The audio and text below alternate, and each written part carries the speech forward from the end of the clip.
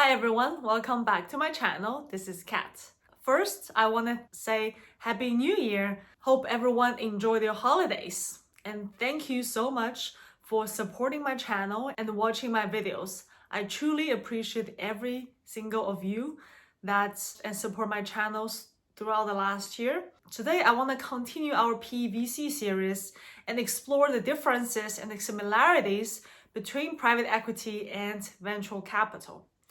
While both are essential parts of the investment landscape, they have very distinct characteristics and objectives. Without further ado, let's get started. So private equity and venture capital are both forms of investment, but they differ in a few things. First is the stage of development, and I think that is probably the most well-known. So private equity firms really aim to acquire those established companies, often with the goal of restructuring, expanding, optimizing operations to generate returns, as I mentioned in my last few videos. They might take a significant ownership stake and work on enhancing the company's value. So they are very, very hands-on. On the other end, venture capitalists focus on providing funding to startups or early-stage companies. So those could be just a few people working on their, baby technologies. And those could be, the professors, some graduate students, young postdocs.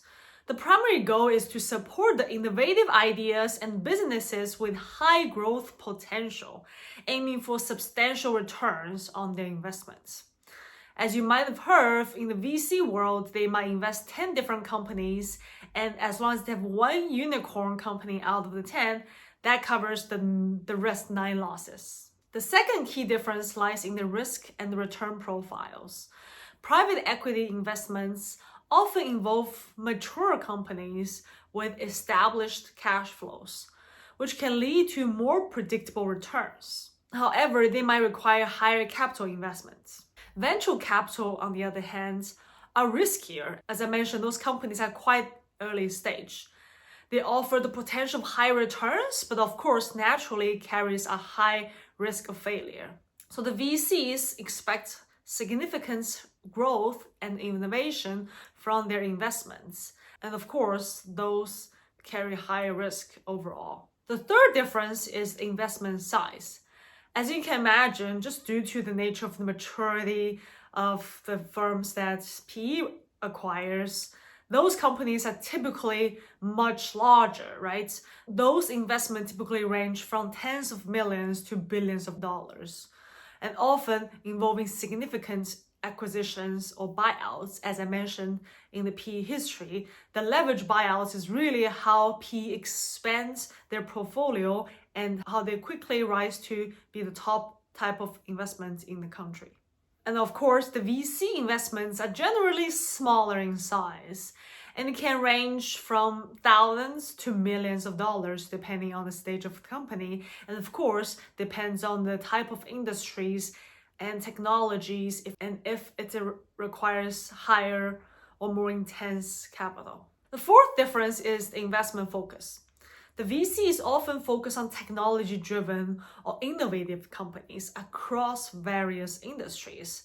So the examples would be in the tech, biotech, or consumer goods.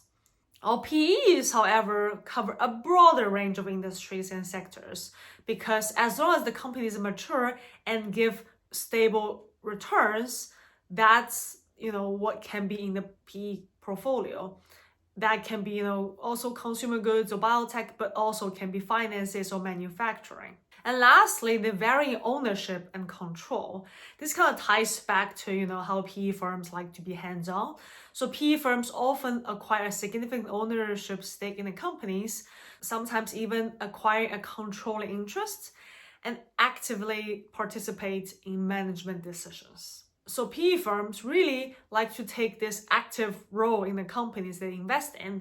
Like what I mentioned again in past video, they provide strategic guidance, how to restructure the company, how to optimize those operations. On contrast, VCs usually take minor stakes in the company.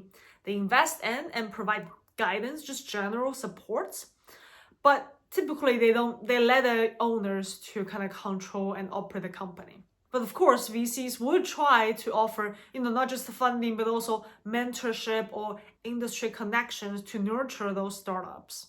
After talking about differences, let's kind of cover the basics or similarities, as both PE and VCs are kind of a type of investment companies. So there are a few examples. Like, their key objectives are to generate attractive returns for the investors, but do so by focusing on different stages of a company's life cycle.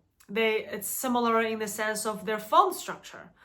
Both PE and VC firms usually raise funds from institutional investors, such as pension funds, endowments, and high net worth individuals. And lastly, it's about value addition. Both PE or VC firms bring expertise, networks, and strategic guidance to the companies they invest in. And, why do they do so? Because they want to add value and in order to enhance their growth potential. So both PE and VC play such a critical role in kind of fostering such innovation, environments, and growth, and reshaping different industries.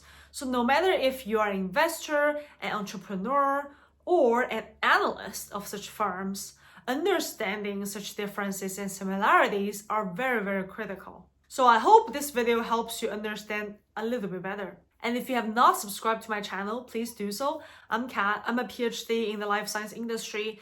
And on my channel, I offer career guidance and different paths for you to explore if you're advanced degree holders. And of course, I also provide industry knowledge in case you're wondering about certain industries like this one. If you found this comparison between the PE and VC interesting, please don't forget to like this video and subscribe for more informative content. Thank you so much for watching, and I will catch you in the next one.